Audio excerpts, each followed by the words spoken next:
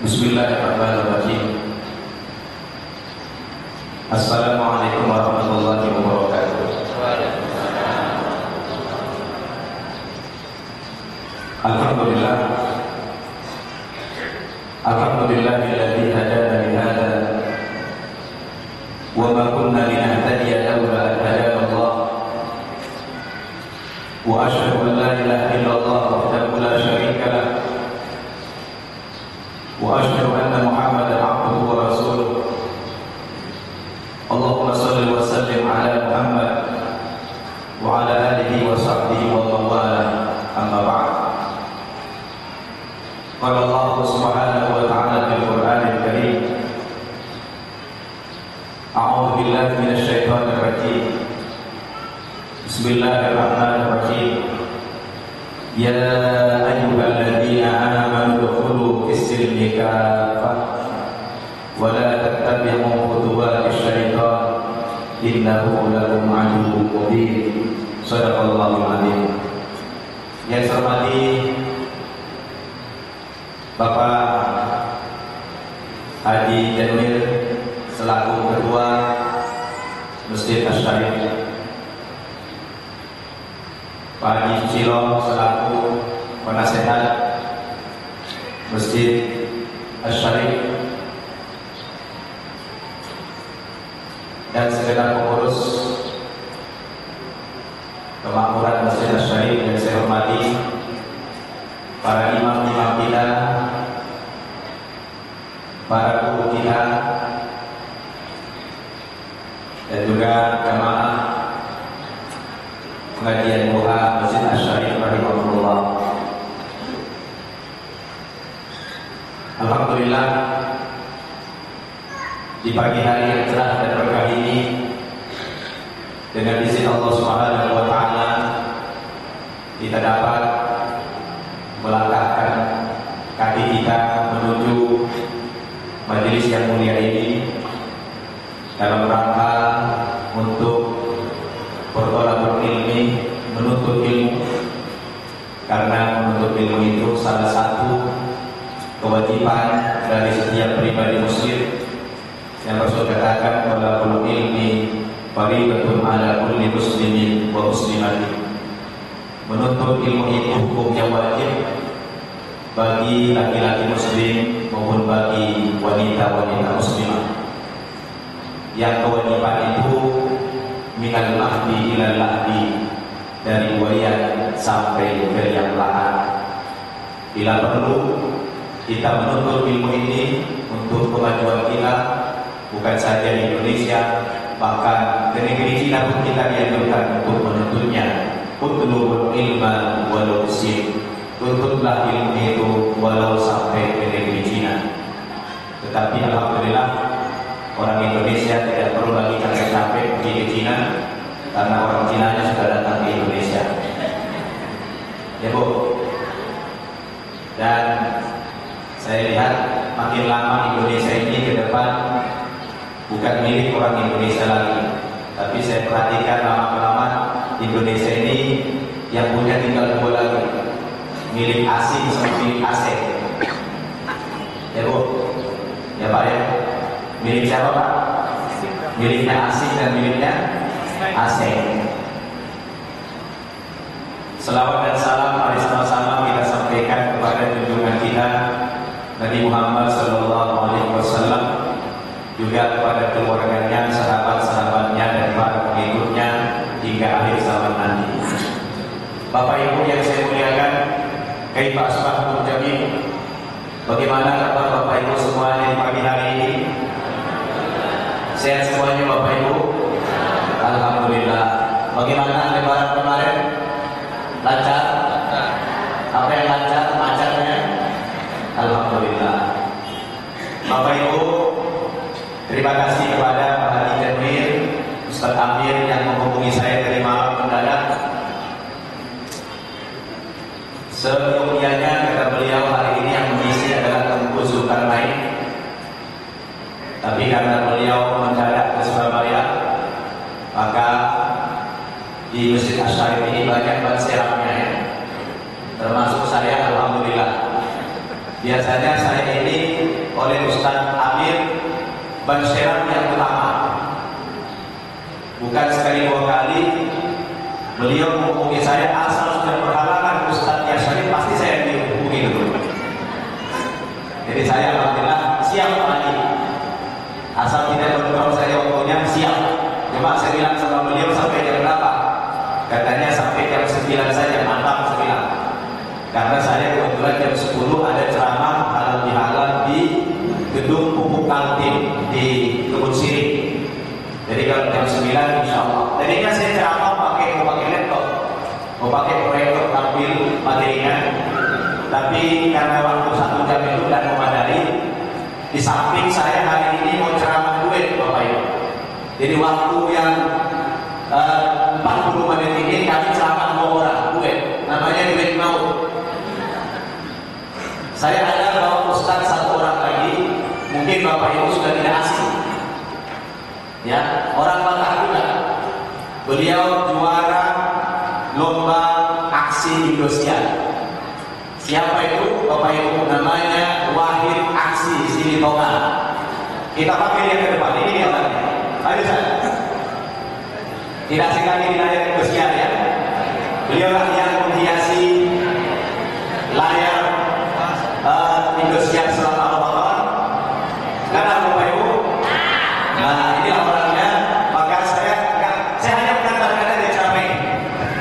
Saya dikapirkan kehebatan beliau. Kalau saya kan biasa Bapak Ibu nonton saya, bukan di TV di sini.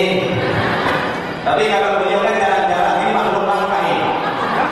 Makhluk langka. Makanya orang yang seperti beliau ini Bapak Ibu walaupun mati dan jumpa dulu. Ini satu kampung kebetulan dengan saya dari Sumatera Utara. Nama beliau Wahid Silitonga. Beliau selama Ramadan ikut lomba aksi di Indosiar dan beliau adalah kejuaranya. Kenapa beliau pantas menjadi pemenangnya? Karena beliau punya keunikan dalam ceramah. Apa keunikannya? Kemampuan beliau menguasai lagu-lagu berontak Al-Quran. Jadi beliau ini Bapak Ibu menguasai 7 macam lagu Al-Quran dan 7 macam lagu azan. Model azan 7 macam. Jadi kalau kita dengarkan Bapak Ibu pasti menangis. Ya pasti menangis. Dan Al-Quran itu kalau beliau sudah membacakan Al-Quran merasa Al-Quran itu hidup. Betul tak Bapak Ibu? Al-Quran itu akan terasa hidup kalau beliau sudah membacakan Al-Quran. Saya kemarin saya bawa beliau imam saya yang khotib di masjid Baitur Rahman gedung DPR MPR. Itu hampir satu masjid orang menangis semua. Kenapa? Karena indahnya lantunan imam beliau yang luar biasa.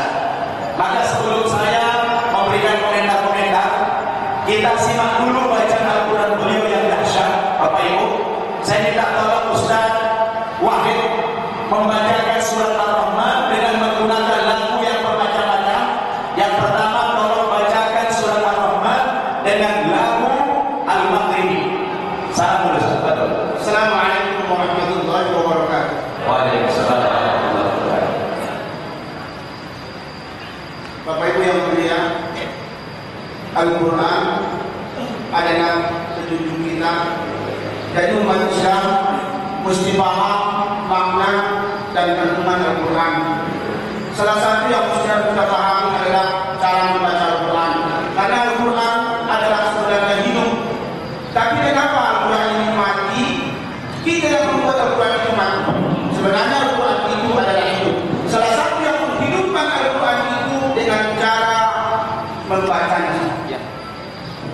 Coba bacakan Ustaz Al-Rahman dengan lagu Al-Maghribi.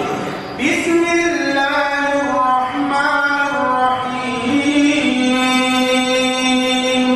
Allah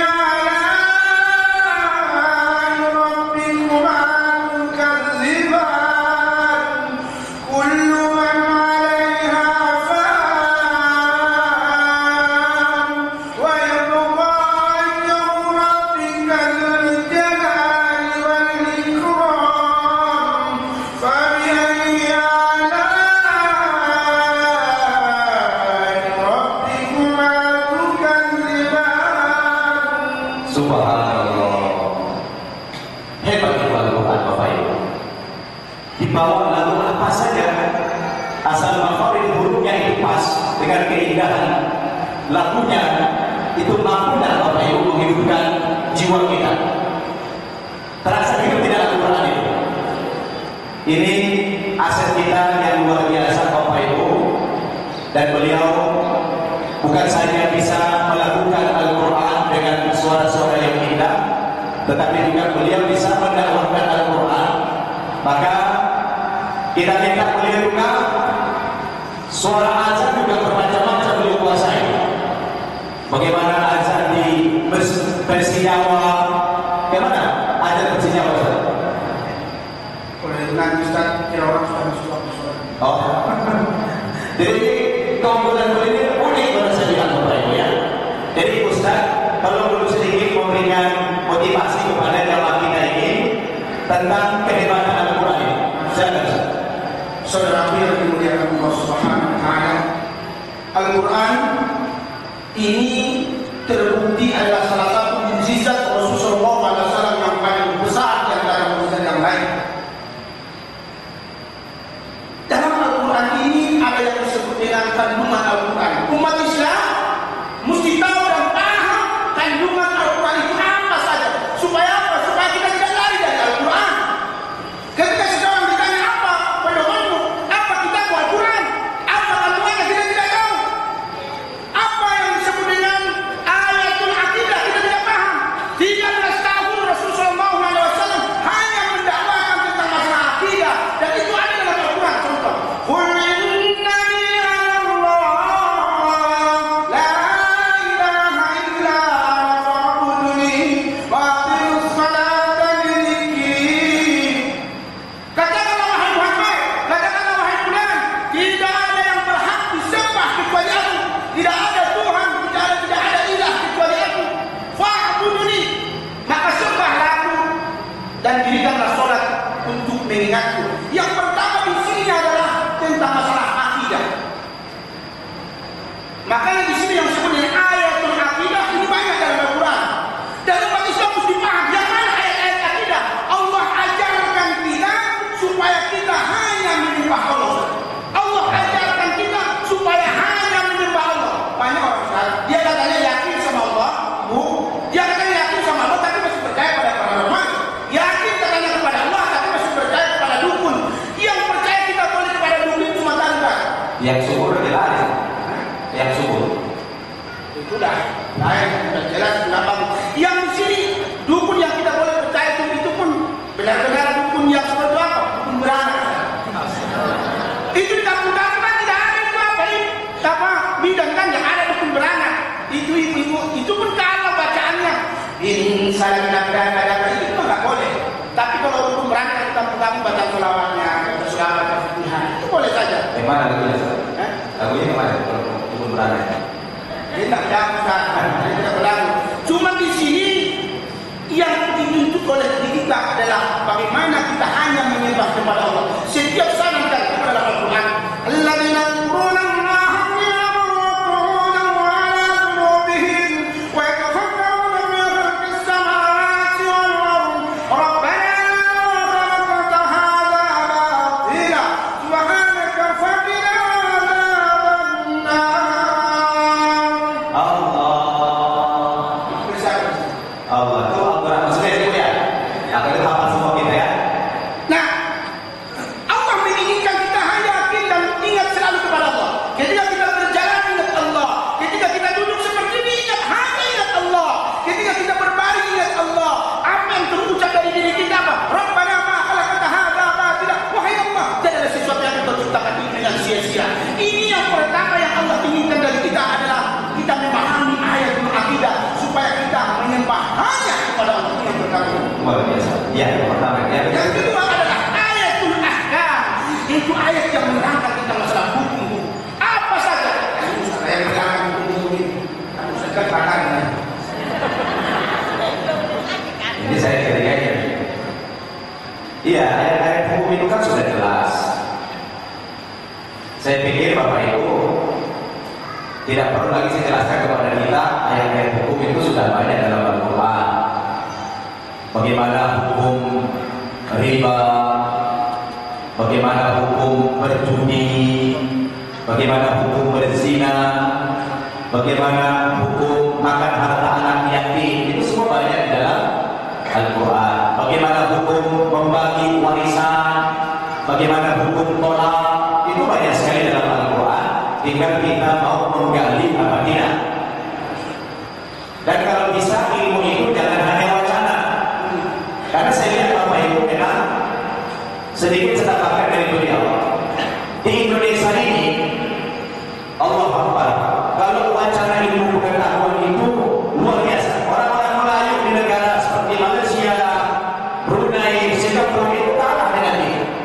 Mereka kagum ketika umat Islam mensyaratkan itu Al-Quran. Dari pendekatan ilmu pengetahuan itu luar biasa. Cuma kadang-kadang begitu azan tiba dan juga berhenti sholat. Nah, jadi kita ini lebih banyak ilmu itu dalam wacana saja, wacana intelektual. Nah, sebetulnya yang kita perlukan Al-Quran itu supaya hidup, tapi Al-Quran juga harus kita praktekkan, bukan hanya wacana. Makanya kata Allah, Al-Quran bukan cuma kita bacaan, tapi bukan linas, sebagai petunjuk. Betul tak Bapak Ibu? Nah, seperti beliau kalau sudah dibaca, disyaratkan, kemudian kita praktekkan, itu luar biasa. Dan hari ini salah satu bentuk-bentuk pelecehan daripada orang-orang kafir kepada umat Islam, karena umat Islam hari ini tidak memiliki muruah. Betul? Kita tidak memiliki kewibawaan, tidak memiliki izah kekuatan. Coba lihat Bapak Ibu, bagaimana Zionis Israel mudah saja membantai umat Islam di Palestina. Padahal Zionis Israel itu hanya satu negara kecil, itu pun belum diakui sebagai sebuah negara. Penduduknya tidak lebih daripada 8 juta jiwa, dikelilingi oleh negara-negara Islam. Dia begitu leluasa membantai saudara kita di Palestina. Kenapa ini? Karena umat Islam itu sangat lemah. Terutama kita tidak perhatikan isi Al-Quran. Betul? Jadi Bapak Ibu Saudara, kalau Al-Quran itu sudah kita praktekkan, akan memberikan semangat kehidupan kepada kita yang luar biasa, memberikan kekuatan yang luar biasa. Maka kalau boleh menjelaskan kandungan Al-Quran ada 5 aspek minimal. Yang pertama, yang harus kita pahami, ayat-ayat yang berkenaan dengan akidah, terutama ayat-ayat Makkiyah. Ayat-ayat Makkiyah yang diturunkan di kota Makkah, itu sebagian besar kandungannya adalah menjelaskan tentang ayat-ayat akidah. 13 tahun Nabi berjuang di kota Makkah. Beliau tidak mengajarkan tentang syariat, tidak mengajarkan tentang fikih. Yang dia tanamkan itu adalah la ilaha illallah. Bagaimana kalimat la ilaha illallah, kalimat tauhid ini betul-betul merasuk ke dalam dada sahabat-sahabat beliau. Maka tidak heran kita Bapak Ibu, berkat keberhasilan Nabi menanamkan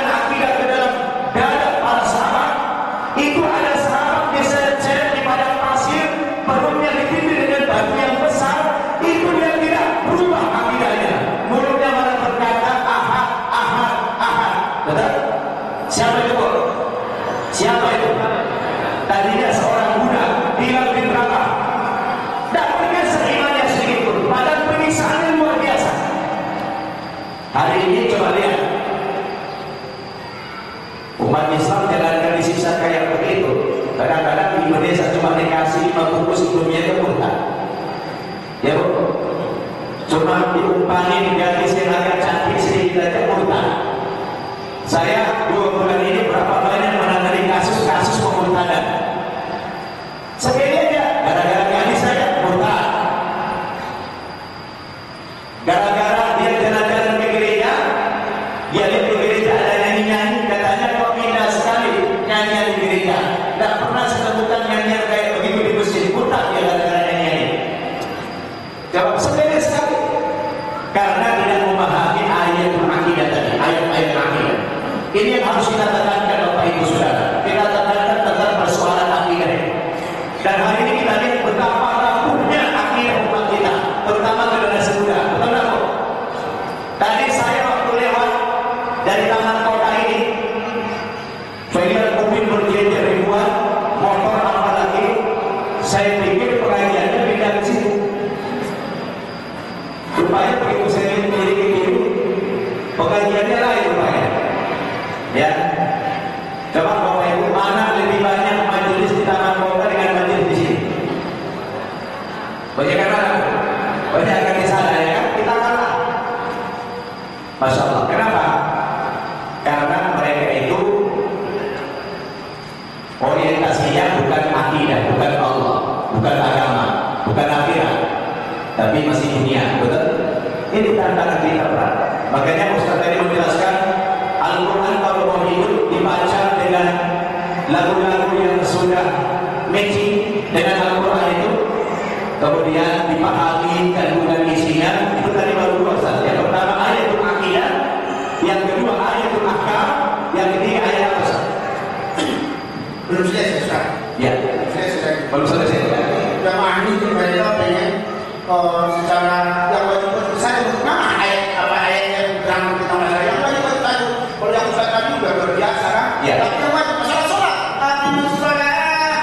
Ada Quran. Ya. Zakat wa atuz zakat. Puasa. Kutiba alaikumus shiyam. Haji. Walillahi 'alan-nas hajjul baiti man istata'a ilaihi sabila. Yang wajib saja ini.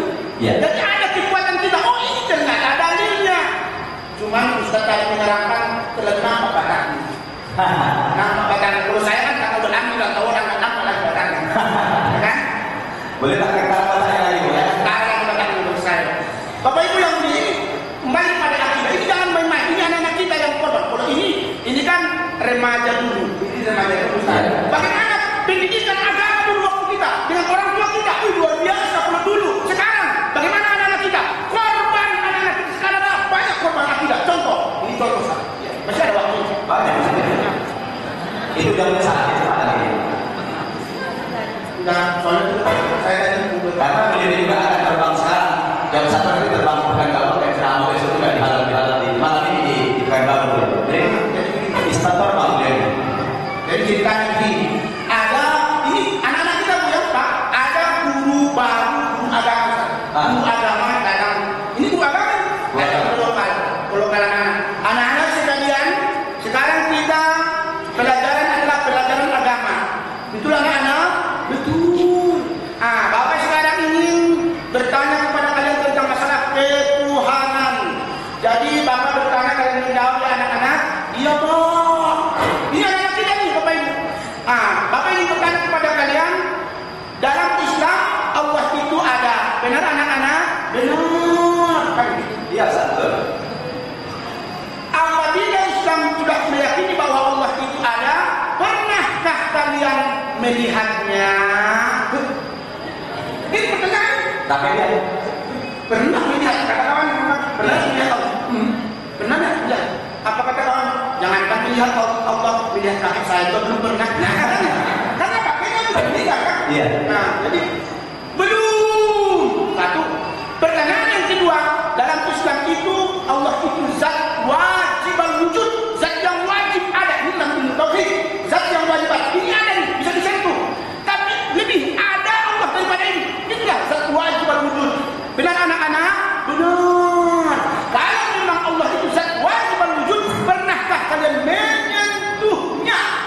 Terus gak pernah tahu? Pernah nggak katakan? Ya. Kamu pernah nggak menyentuh? Jangan kamu menyentuh Allah, menyentuh pacar saya juga belum. Nah ini kan belum. Wah, yang ketiga dalam Islam ada kalamullah. Nah, bukan benar anak-anak? Benar Pak.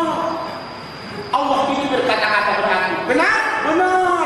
Pernahkah kalian langsung mendengar Allah berkata-kata? Ini pertanyaan yang gawat-gawat ini. Pertanyaan masalah akidah ini. Pernah? Belum. Berarti kesimpulan bahwa Allah itu tidak ada tuh. Bahaya. Allah itu tidak ada. Wih, gawat. Benar nggak? Kayaknya gila tuh Allah tidak ada. Katakan benar. Iya kan? Ada lah. Ini ada anak ustaz yang sekolah di situ. Tunjuk tangan. Siapa namanya? Kata bapak baru nih. Nama saya Komarudin Siregar. Maka Siregar. Komarudin Siregar Pak. Panggilan Buyung. Bagaimana ceritanya? Mak saya orang Padang. Katanya, Buyung, ada apa? Boleh saya mati ke depan Pak? Kata si Buyung, mati ke depan. Silakan. Mati ke depan ini. Saya bukan mau bertanya kepada bapak, tapi saya mau bertanya kepada kawan-kawan. Boleh Pak? Silakan.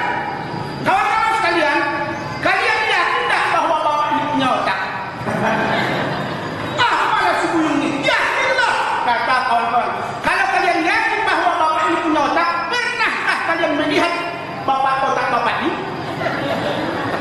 Mana si Buyung ini? Belum, kata kawan-kawan. Yang pertama, yang kedua, pernahkah kalian menyentuh otak bapak ini? Mana si Buyung ini? Belum. Yang ketiga, pernahkah kalian mendengar otak bapak ini berkata-kata? Apalah si Buyung ini? Ya belumlah. Kesimpulannya bapak ini tidak punya otak. Untung ada si Buyung. Kalau tidak anak-anak kita pahami, maka di sini anak-anak kita, maka Luqman Hakim membicarakan dan mengajarkan kepada anak-anaknya, la musyriku billah, inna syirka la zulmun adzim. Ya bunaya, kata Luqman kepada anak-anaknya, wahai anak-anakku, la tusyrik billah. Jangan sekali-kali engkau mempersekutukan Allah. Bu, apa sih kalimat mempersekutukan?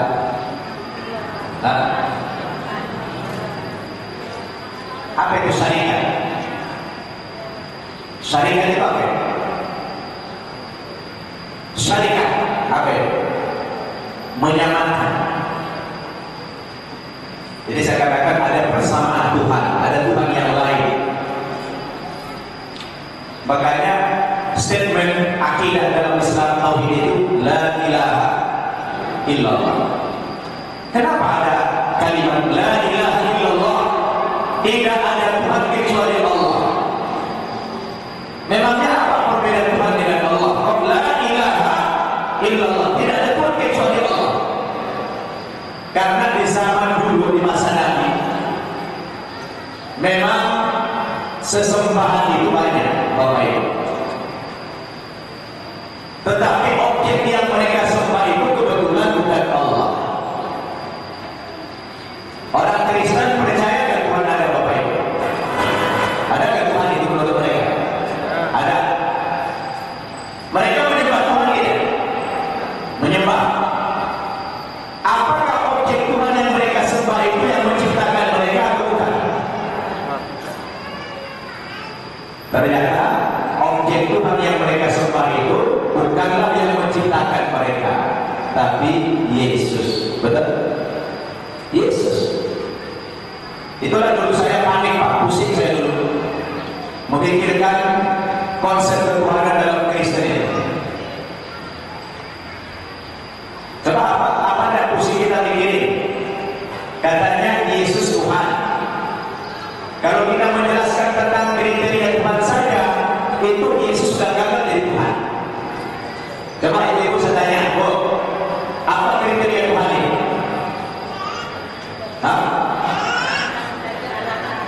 Ya, yang pertama Tuhan itu Maha Pencipta, betul? Yang namanya Tuhan itu Maha Pencipta. Dia menciptakan langit, bumi,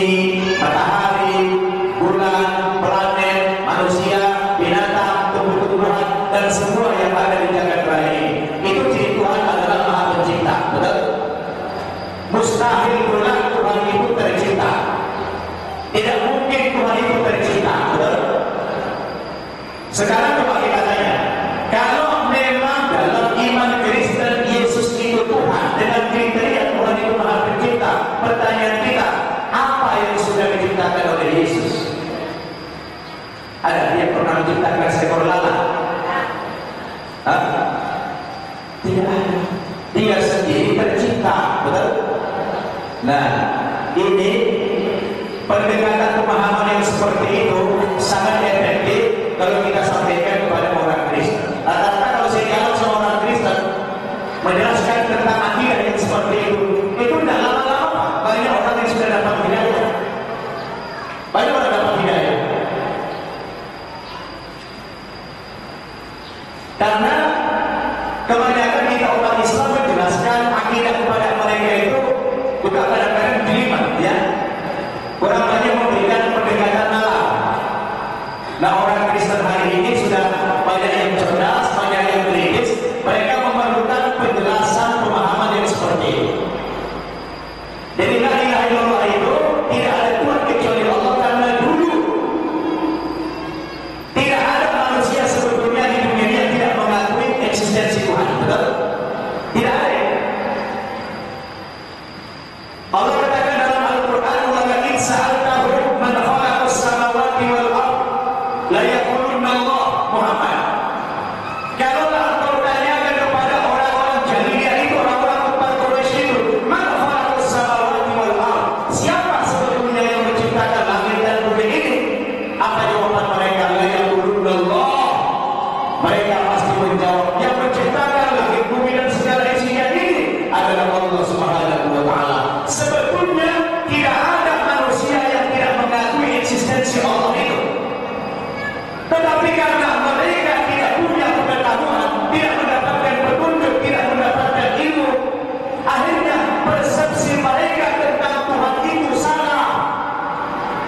Karena waktu itu tidak ada kitab suci yang benar, tidak ada kitab suci yang benar. Ada memang Alkitab beredar di tengah-tengah masyarakat waktu itu, tapi kitab suci Alkitab ini sudah palsu, betul. Akhirnya manusia berada dalam kegelapan karena mereka tidak mendapatkan petunjuk itu. Bukan karena mereka tidak percaya Tuhan tidak ada. Mereka percaya Tuhan itu ada, hanya saja ingin mempersepsikan Tuhan itu seperti apa, itu mereka tidak punya pengetahuan. Tidak ada ilmu mereka. Makanya mereka itu berimajinasi. Kayak apa ya Tuhan itu? Seperti yang pertanyaan dulu tadi. Kayak apa ya Tuhan itu? Dia cari-cari. Jangan-jangan Tuhan itu seperti kita juga. Maka masyarakat ini dulu dia olah patung, Bapak Ibu ya. Dia bikin patung, dia bentuklah patung itu seperti rupa manusia, lalu mereka sembah itu Tuhan, betul? Padahal yang mereka sembah itu tidak bergerak, tidak ada nyawanya, dan mereka pula yang menciptakan sesembahan itu. Maka muncullah statement tadi, la ilaha illallah. Pendidikan yang pertama kali tadi yang diajarkan oleh umat, seperti ayat dalam surah Luqman yang beliau bacakan, itu adalah la tusyrik billah. Jangan sekali-kali kamu membuat Tuhan-Tuhan bersamaan, Tuhan-Tuhan tandingan yang lain. Inna syirka la dzulmun adzim. Sesungguhnya dosa syirik itu adalah dosa yang tidak terampuni, dosa yang besar. Allah katakan dalam ayat yang lain surah An-Nisa 48, innallaha la yaghfiru ayyushraka bihi wa yaghfiru ma duna dzalika liman yasha. Jadi begitu Ustaz. Jadi memang misalkan dosanya orang yang syirik itu ya. Nah, makanya Luqman itu menanamkan yang pertama kali kepada anaknya adalah tentang pendidikan akidah. Lanjut Ustaz. Yang ketiga adalah ayatul qasas. Ayatul qasas, apa ini ayatul qasas? Itu ayat yang menceritakan tentang masalah cerita orang-orang terdahulu. Apa maknanya ini? Ini memberikan keiktibaran pembelajaran yang besar bagi kita. Tidak hanya orang-orang yang dimuliakan oleh Allah diceritakan dalam Al-Quran, tapi orang-orang yang dibinasakan oleh Allah ini juga ada dalam Al-Quran. Siapa orang-orang yang dibinasakan? Qarun la'natullah alaih, ada dalam Al-Quran. Fir'aun la'natullah alaih, ada dalam Al-Quran. Iblis yang dikeluarkan dari surga ada dalam Al-Quran. Siapa yang tidak kenal Fir'aun, Qarun? Kita mengenalnya ketika kita membaca Al-Quran. Inilah pembuktian bahwa Al-Quran ini adalah kalam Allah, bukan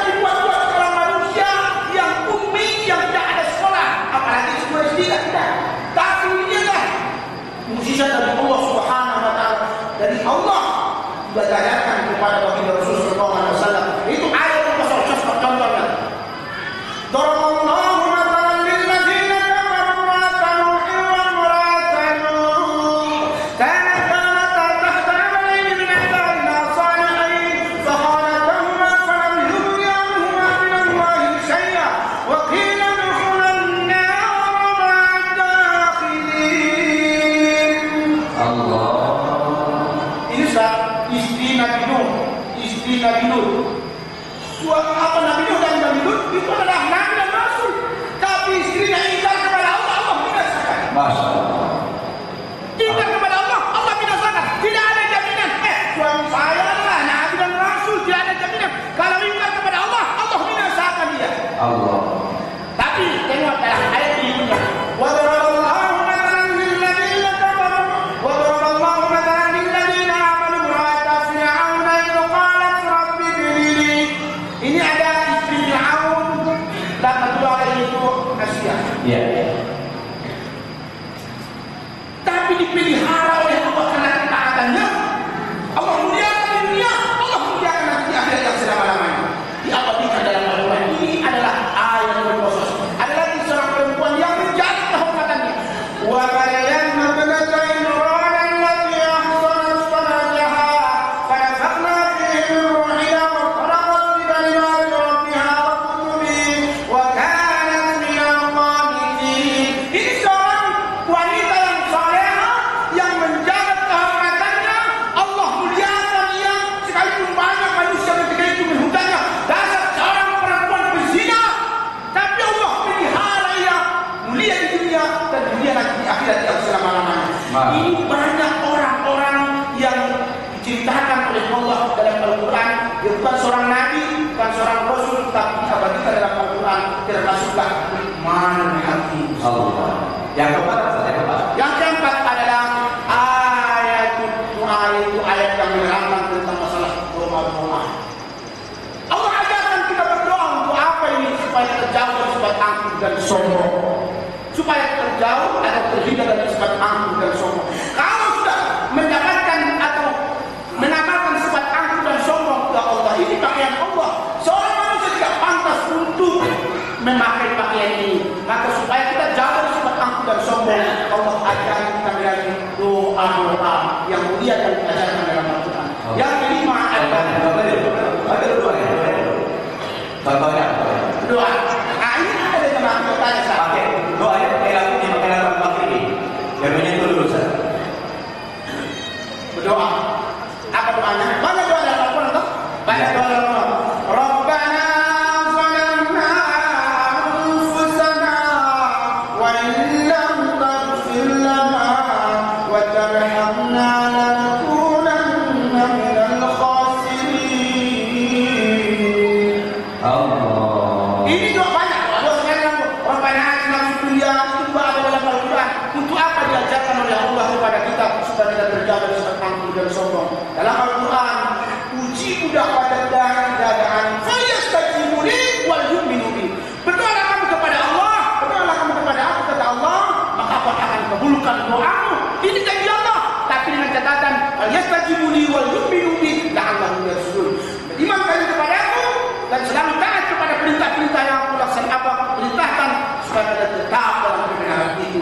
Ini catatan bagi seorang muslim dan muslimah yang selalu berdoa kepada Allah. Tapi ada catatan dalam surah Al-A'raf. Ud'u rabbakum tadarruan wa khufyah innahu la yuhibbul mu'tadin. Berdoalah kamu kepada Rabbmu, berdoalah kamu kepada Allah, tapi dengan catatan tadarruan wa khufyah. Apa itu tadarruan? Merendah, mengakui kesalahan kepada Allah Subhanahu wa taala. Maka Ibnu Mas'ud mengatakan, sebelum engkau minta ini, maka akui dulu kesalahan kepada Allah. Akui dulu. Baru minta yang lain. Cuma di sini Ibnu Mas'ud mengatakan, mintalah kepada Allah yang besar-besar, jangan kecil-kecil. Ketika seorang sahabat bertanya, apa itu yang besar-besar? Masalah agama. Yang kecil-kecil itu perkara keduniaan. Mintalah kepada Allah dengan perkara-perkara yang besar. Baru di situ, innahu la yuhibbul mu'tadin. Allah tidak menyukai orang-orang yang melampaui batas. Apa itu melampaui batas? Ibnu Mas'ud mengatakan ada dua di sini. Yang pertama yang melampaui batas adalah dia meminta kita sesuai dengan sunnatullah. Ya Allah, jadikan hamba ya Allah, uang yang Allah setahun dan ini dah sunnatullah ini. Atau yang melampaui batas, yang membentak-bentak Allah. Ini kan Rabbana atina fid dunya hasanah wa fil akhirati hasanah wa qina adzabannar. Allahumma ini mohon maaf ini.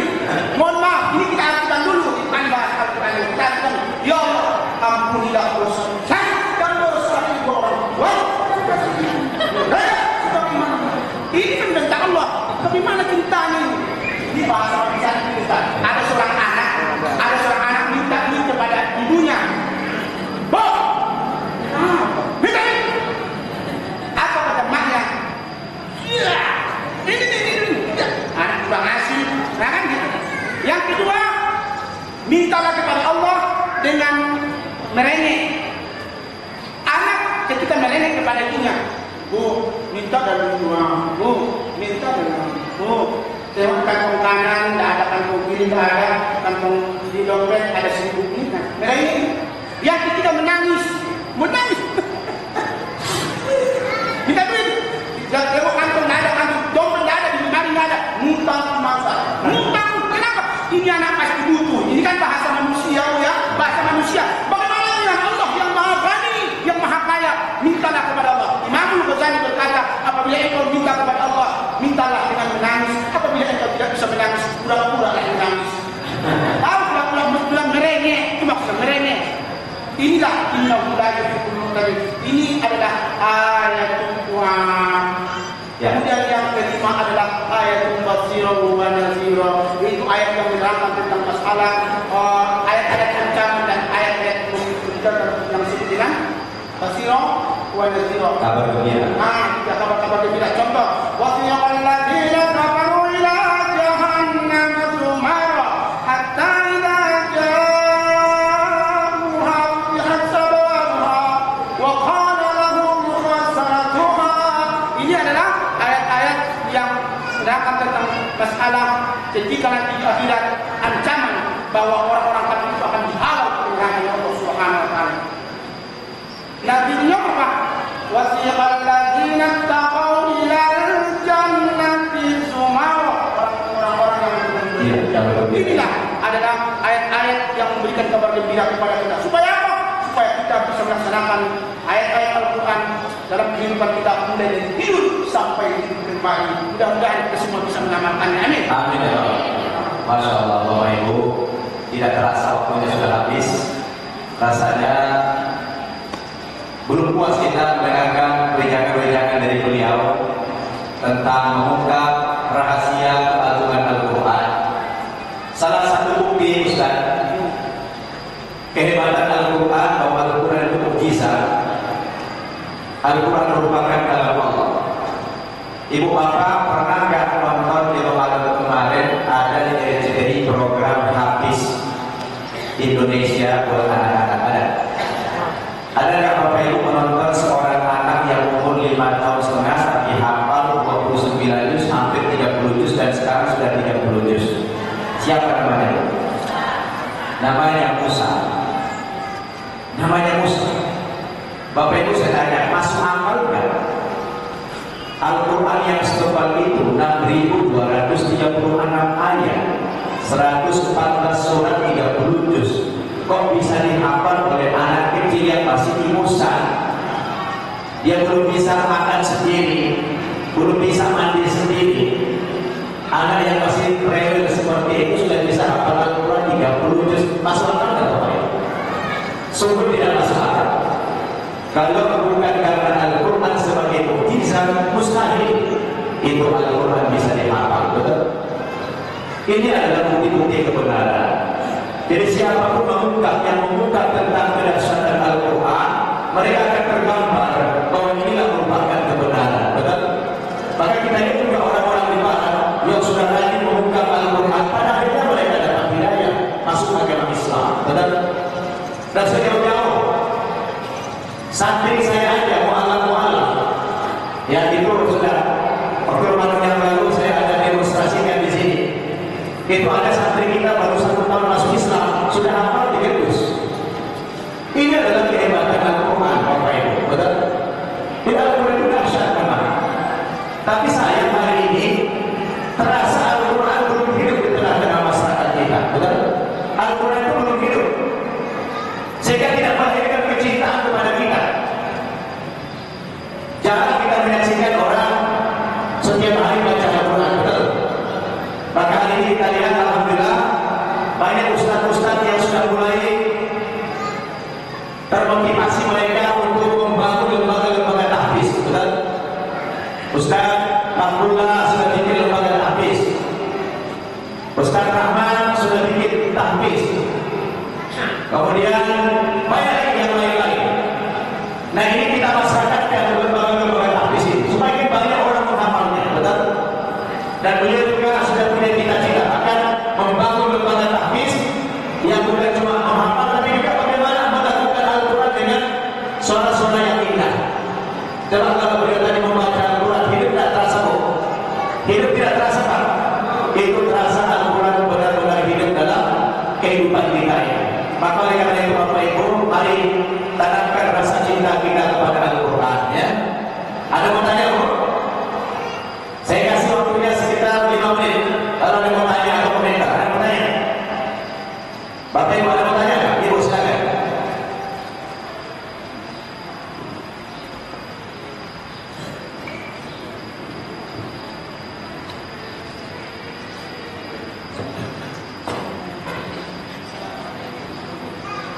Waalaikumsalam.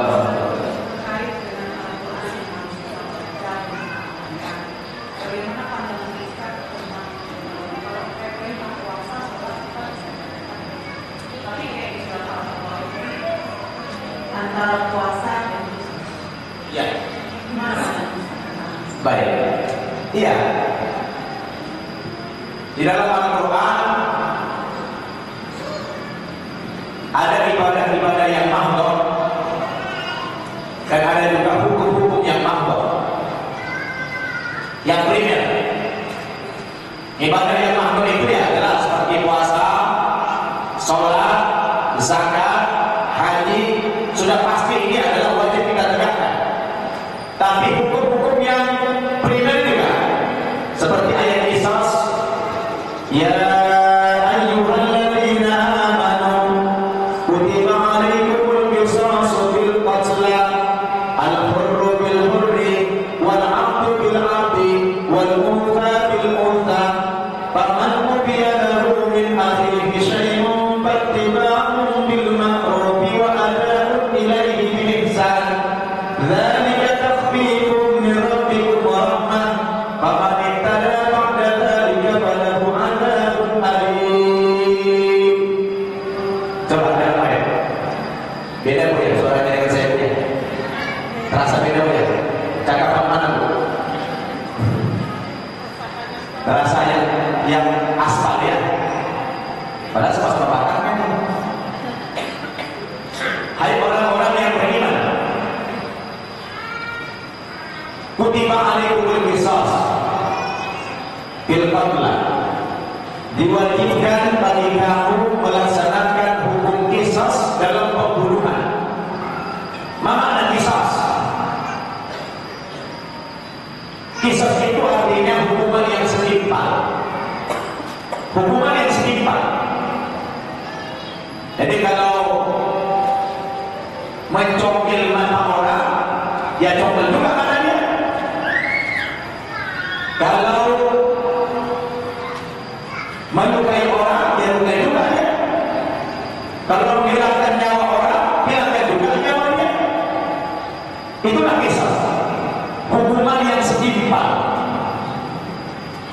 Walakum bil qisasi hayatun ya ulil albab. Sampai Al-Quran mengatakan di dalam hukum qisas, menegakkan hukum qisas bagi orang yang melakukan pembunuhan itu menjaga kelangsungan hidup manusia. Bu, sampai-sampai dalam Al-Quran menegakkan hukum qisas itu, kata Allah, itu dalam rangka menjaga kelangsungan hidup manusia. Bayangkan Al-Quran mengatakan man qatala nafsan bighairi nafsin aw fasadin fil ardi faka'annama qatala an-nasa jami'an. Barang siapa membunuh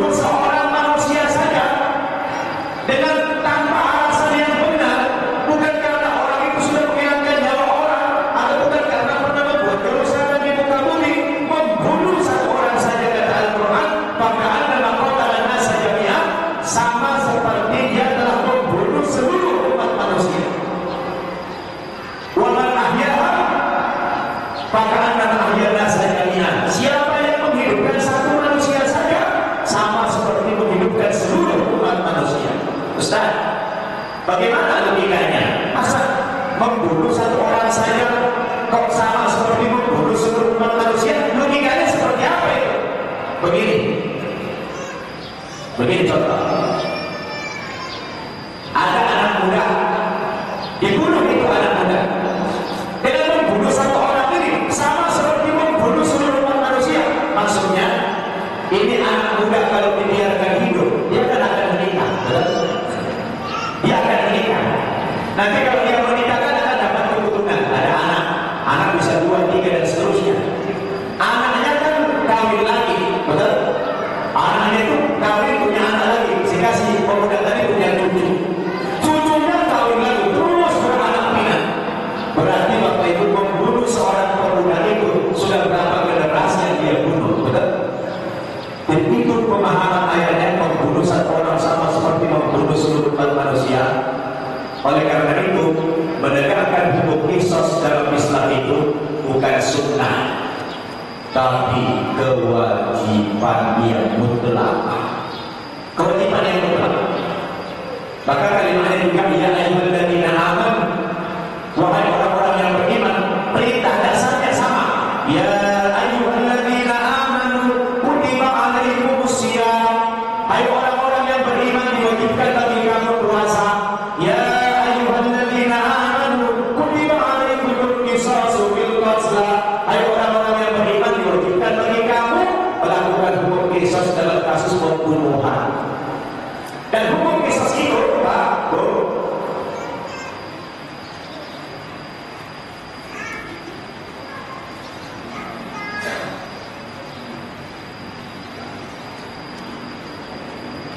bukan cuma ada dalam Al-Quran, sebetulnya dalam Alkitab, dalam Injilnya orang Kristen. Ya, dalam ini ada hukum qisas dalam kitab Ulangan pasal 19 itu ada hukum qisas di sini. Jangan kamu belas kasih kepada orang jahat, berlaku hukum nyawa ganti nyawa, mata ganti mata, hidung ganti hidung, gigi ganti gigi, ada di sini. Sama dengan isi Al-Quran surat Al-Maidah, sama. Jadi Bapak Ibu, kalau ditanya bagaimana sidang Ustaz tentang hukum qisas wajib mutlak, bisa nggak diganti dengan penjara? Di Indonesia ada begitu, penjara? Tidak bisa. Walaupun dia di penjara di dunia, dia nanti yang tidak bisa lepas dari sanksi itu. Nanti dia akan diminta memberikan nyawa kepada orang yang dia bunuh itu. Namanya Tuhan.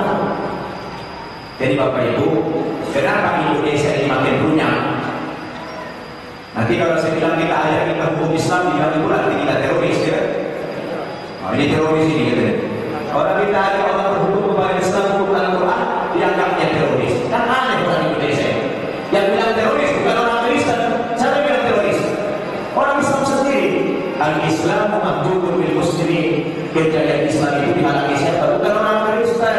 Yang menghalangi itu siapa? Orang Islam sendiri, betul? Saya aja sudah berdakwah begini, masih ada orang curiga sama saya. Ini Ustaz Al-Bapak jangan-jangan menyusup ini, gitu. Bayangin, saya udah banyak mengislamkan orang, saya udah punya pesantren pembinaan mu'alaf, masih kadang-kadang saya dipitnah, jangan-jangan Ustaz Al-Bapak ini menyusup masuk Islam kayak Islam Pondoroyo, gitu. Dan aneh, sampai-sampai saya pernah dapat ceramah di Pertamina, Istiqlal, Pertamina yang di Balikpapan, nggak jadi ceramah saya, gara-gara ada fitnah mengatakan saya katanya menyusup. Coba, Islam dihalangi kemajuannya oleh orang Islam. Kenapa? Kita ini dapat mendengarkan berita. Padahal kata Allah, Inja aku pasifun binamain pada bayanu. Kalau datang orang-orang pasif membawa satu berita kepada kamu, jangan buru-buru percaya terhadap berita itu. Harus ada tabayun dulu, ada cek and recheck, klarifikasi. Benar nggak seperti itu? Jadi ada lagi isu yang terbaru tentang ISIS, Islamic State of Iraq and Syria. Negara Islam, Irak dan Syria. Rame-rame orang mengatakan perang terhadap ISIS. Tapi anehnya kita tidak pernah mendapatkan bocoran program-program ajaran-ajaran mereka seperti apa sebetulnya. Tidak dapat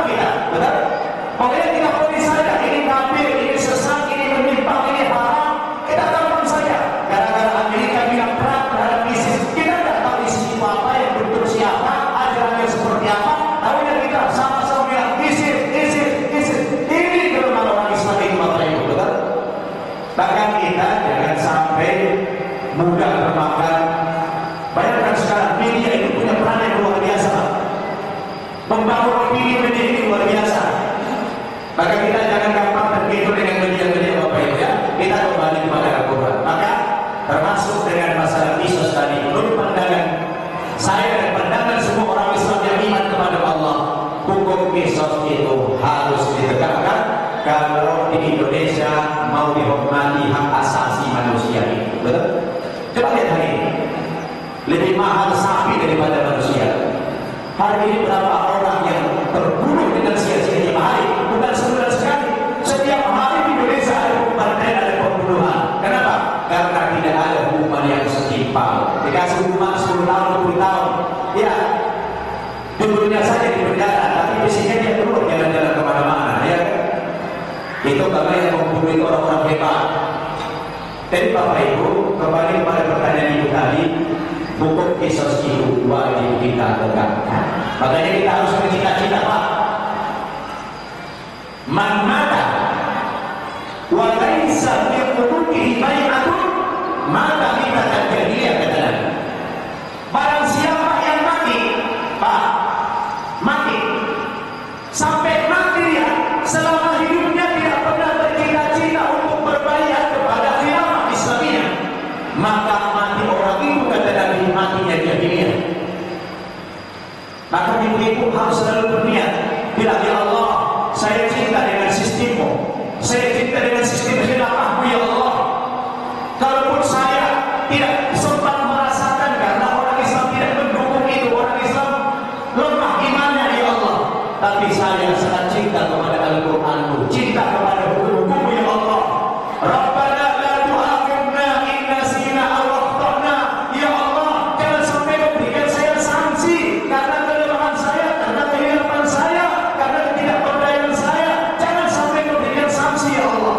Jadi Bapak Ibu, kita dari sekarang harus ada cita-cita untuk menegakkan hukum Allah di bumi Indonesia dan di seluruh dunia. Betul?